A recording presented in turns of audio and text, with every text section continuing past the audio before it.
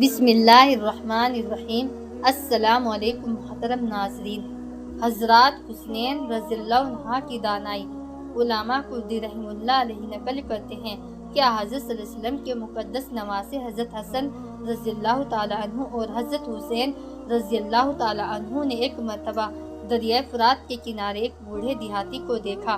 اس نے بڑی جلدی وضو کیا اور اسی طرح نماز پڑھی، اور جلدی بازی میں وضو اور نماز کے مسنون طریقوں میں کوتاہی ہو گئی۔ حضرات حسنین رضی اللہ تعالیٰ عنہ نے اسے سمجھانا چاہتے تھے، لیکن اندیشہ یہ ہوا کہ یہ عمر رسیدہ آدمی ہے اور اپنی غلطی سن کر کہیں ناراض نہ ہو جائے۔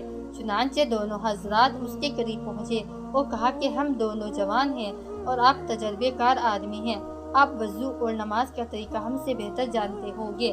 ہم چاہتے ہیں کہ آپ کو وضو کر کے اور نماز پڑھ کے دکھائیں۔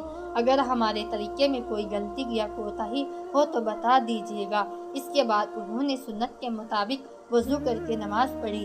بوڑھے نے دیکھا تو اپنی کوتاہی سے توبہ کی اور آئندہ یہ طریقہ چھوڑ دیا۔